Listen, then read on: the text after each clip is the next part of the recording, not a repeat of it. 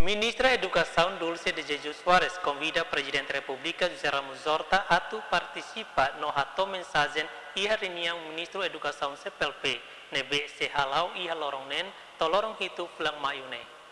Ba jornalista Sira banghira remata halo encontro ho Presidente República José Ramos Horta e a Palácio Presidencial Nicolau Lobato baru PT Segundane, Ministra Educação Dulce de Jesus Soares dihan.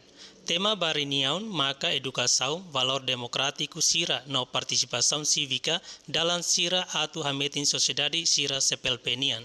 Hoje, o Ministério da Educação, a comissão organizadora reunião da Sanur Risinhatka, 14ª reunião de ministro da Educação da CPLP, que acontece dia 6 ou 7 de maio.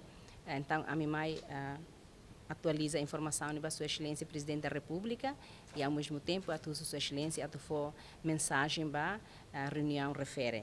Tema ne reflete duni ba situação educação e Timor-Leste kalai, hatamba questão ne ministra hateten. Tema ne escolha la os refleta de situação Timor-Leste nian, mais nação Sira iha país CPLP. Tambane maka secretariado concorda atividade ne laos Ministério Educação Timor-Leste niandet mag decidi. Emerenciana Pinto, estagiário UNTL Manuel da Costa, STL News.